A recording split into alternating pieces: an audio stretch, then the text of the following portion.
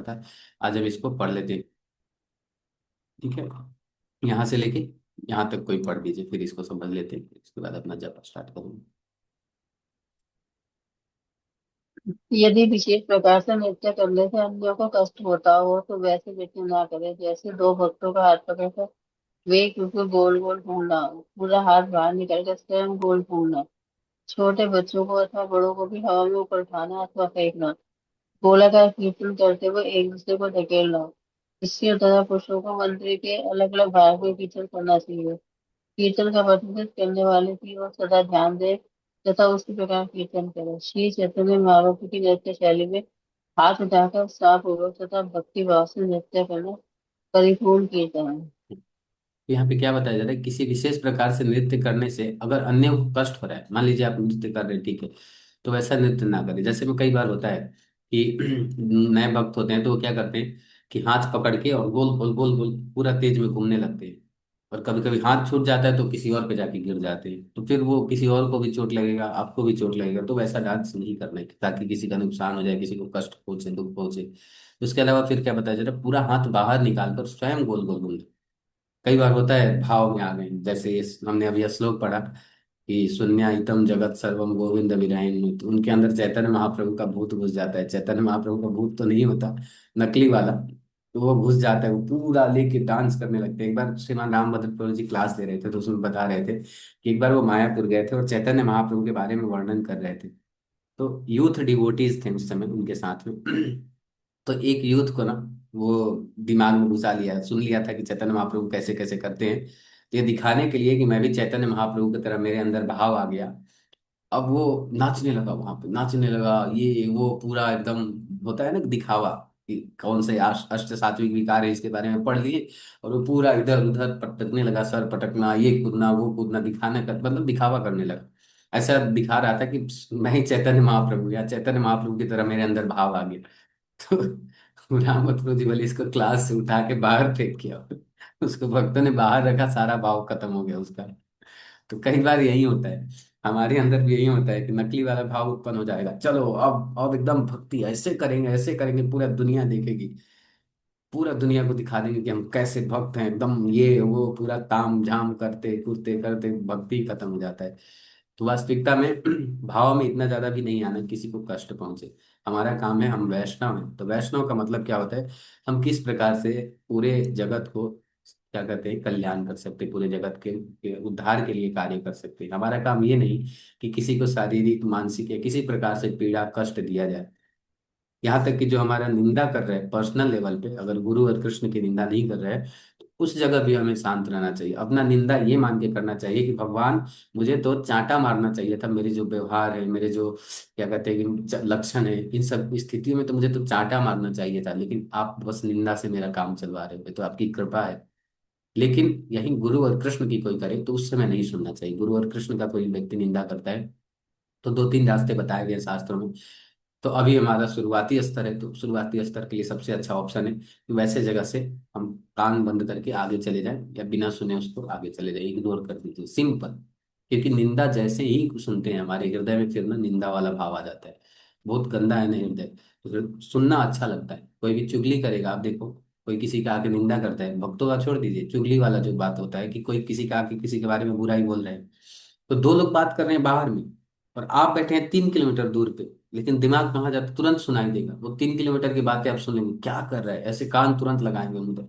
अच्छा, इसके बारे में बात चल रहा है क्या, तुरंत घर का दरवाजा खोल के 10वें मंजिल से नीचे उतरेंगे सुनने के लिए, उसको बात करने के लिए। मतलब ये हमारी चेतना होती है। बताने का मतलब क्या है कि जैसे ही कोई व्यक्ति अगल बगल में बात कर रहा होता है तो हमारा माइंड चला जाता है कि नहीं चला जाता है, तुरंत भागेगा। ये चेतना है, मतलब इसका मतलब है कि हमारा चेतना इतना गंदा है और उसमें और गंदा हम डाल रहे हैं, तो क्या होगा। एक तो कूड़ा है ही और कूड़ा लाद रहे हैं उसमें, तो हमें क्या करना है, हमें सफाई करना है। तो हमें वैसे व्यक्तियों का संग करना है जो वास्तविकता में इन सब चीजों से बचे, निंदा से। हम इसके जगह पे सुन लेंगे, भगवान के बारे में सुन लेंगे, शुरुआत में मन नहीं लगेगा भगवान के बारे में सुनने में, लेकिन श्रवण ही एक माध्यम है। कल मैं श्रीमद् भागवतम में पढ़ रहा था, मैंने देखिएगा स्टेटस पे वो फोटो लगाया, बहुत सुंदर। भागवतम में प्रभुपाद जी बता रहे हैं। तो कल रात हो गया था, मैं पढ़ रहा था, बच्चे लोग थोड़ा लेट से सोए थे, तो 11 बज रहा था, 11, 10:30, 11, 11:30। उसमें प्रभुपाद जी क्लियर बता रहे हैं कि भक्ति के जो 9 विधियां हैं, 9 अंग हैं, उनमें से सबसे मुख्य अंग है श्रवण। और श्रवण मतलब क्या होता है? श्रवणम में प्रभुपाद जी लिखते हैं कि श्रवणम में कीर्तनम भी आ जाते हैं, यानी भगवान के बारे में कोई व्यक्ति गुणगान कर रहा है तो ये भी श्रवण में आया। कोई व्यक्ति भगवान के लीलाओं के बारे में कुछ बोल रहा है, कथा कर रहा है भगवान का, भगवान के नाम का कीर्तन कर रहा है, ये सब श्रवण में ही आ जाता है। यहाँ तक कि जो व्यक्ति पढ़ता है, जैसे हम लोग अभी पढ़ रहे हैं, ये भी श्रवणम में आता है। अगर कोई व्यक्ति खुद से भी पढ़ता है तो वो भी श्रवणम, क्योंकि आचार्यों की ही बातें जो हम हमें अब सुनने को नहीं मिल रहा है वो चीज़ हम पढ़ रहे हैं। तो यानी कहने का मतलब है कि उनका भाव इसमें छिपा हुआ है, वो हमारे कानों तक, वो हमारे दिमाग से होके, कानों से होके हृदय तक जाता है। कहने का मतलब ये है कि ये भी श्रवणम में आता है, अध्ययन नहीं। उसके बाद फिर बताया गया छोटे बच्चों को तथा बड़ों को भी हवा में ऊपर उठा। कई बार होता है ऐसे एक बार हुआ था, ऐसे उठा के बच्चों को नहीं फेंकते हैं, आपने देखा होगा कीर्तन के समय खास करके। तो ऐसे फेंक दिया, उधर देखा नहीं, उसको कैच लेना है क्या करना है, वो थप से गिरा, माता जी को ले गए और बच्चा गिर गया। ऐसे मतलब होता है ना कि इधर से उधर फेंकते हैं ऐसे, ये सब नहीं होना चाहिए। वो माता जी के पास ऐसे फेंक दिया, माता जी इधर देख रही थी, पद से माता जी भी गिरी, वो पीठ पे बच्चा भी गिर गया। ये हुआ कि चोट नहीं लगा। तो ऐसे कई बार होता है, लोग थोड़ा ना भाव में आ जाते हैं। तो हमें देखना चाहिए कि हमारा वाला भाव कौन सा है। गोलाकार कीर्तन करते हुए एक दूसरे को ढकेलना, कई बार होता है कि गोलाकार कीर्तन कर रहे हैं तो धक्का मार के इधर भागो भागो भागो जल्दी जल्दी। तो वैसे नहीं, ठीक है कीर्तन करना चाहिए, लेकिन ऐसे करना चाहिए जिससे कि नुकसान ना हो। यहाँ पे ये चीज बताया जा रही है, किसी को कष्ट ना पहुंचे, दुख ना पहुंचे।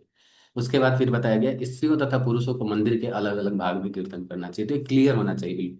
अब सोचिए वैष्णव सदाचार में क्यों बताया जा रहा है? इसीलिए बताया जा रहा है क्योंकि शास्त्रों को बताया गया। जैसे सब लोग बोलते हैं स्त्री और पुरुषों का आप लोग अलग अलग क्यों करते, क्यों नीचा दिखाते हैं स्त्री को? अरे नीचा दिखाने की बात नहीं है, ये सम्मान की बात है।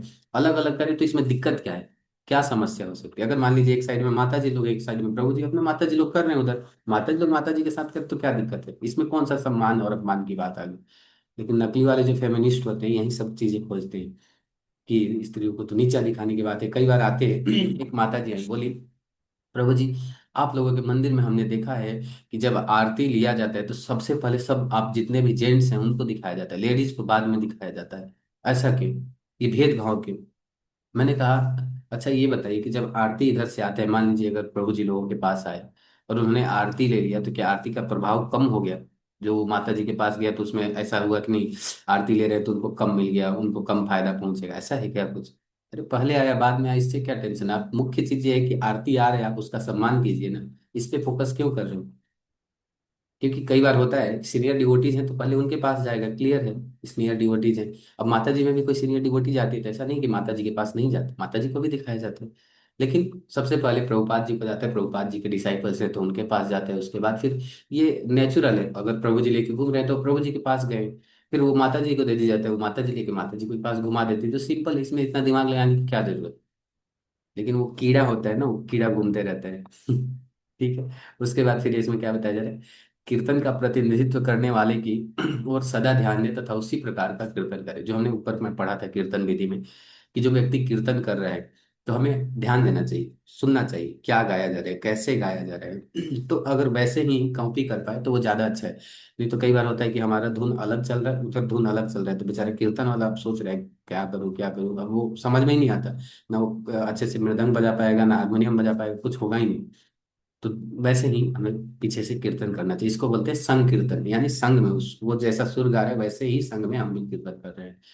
और फिर उसके बाद श्री चैतन्य महाप्रभु की नृत्य शैली में, तो अभी जैसे हम शिक्षाष्टकम पढ़ते हैं तो शिक्षाष्टकम पढ़ने के बाद हम हरे कृष्ण महामंत्र बोलते हैं। तो क्यों हाथ उठाते हैं? क्योंकि ये ऐसा नहीं है कि मतलब ऐसे उठाने का, इसका उठाने का मतलब क्या है? सरेंडर। सबसे पहले तो जैसे होता है ना फिल्मों में हम देखा है, पीछे से बंदूक लगाते हैं पुलिस वाले और चोर को बोलते हैं सरेंडर, तो क्या करते हैं हैंड सर तुरंत सरेंडर का भावना है, हाथ उठा देते हैं। वैसे ही हम सरेंडर करते हैं। जैसे हाथ उठाने का मतलब, जब भी हरे कृष्ण आप देखिए इस्कॉन में बोला जाता है, कथा होते हुए कीर्तन होते हुए, तो तुरंत हाथ उठा देते हैं मतलब हरे कृष्णा ऐसे करने लगते हैं। इसका मतलब क्या है? इसका मतलब है कि हम सरेंडरनेस की भावना अपने अंदर ला रहे हैं। जैसे ही हाथ उठता है तो इसका मतलब है भगवान हम सरेंडर कर दिए। द्रौपदी ने क्या किया था? द्रौपदी ने जब तक ऐसे साड़ी पकड़ा था, जब तक दूसरों पे आस लगाया था, कुछ नहीं हुआ। लेकिन जैसे ही बोला छोड़ दो, अब जो होना है हो जाएगा, हे माधव हे गोविंद, भगवान है तुरंत है। यानी ये भावना है सरेंडर की। दोनों हाथ देखेंगे ना आप द्रौपदी मैया ने, तो ऐसे उठा लिया। तो ऐसे ही होता है, सरेंडरनेस की भावना है। और यही चैतन्य महाप्रभु ने सिखाया है। नृत्य का विधि आप देखेंगे इस्कॉन में ऐसे हरे कृष्णा हरे कृष्ण, तो यानी हाथ उठा के ही ऐसे डांस किया जाता है ताकि हम सरेंडर की भावना और ज्यादा से ज्यादा ले आ सकें। ठीक है, तो आज वाले में यही चीज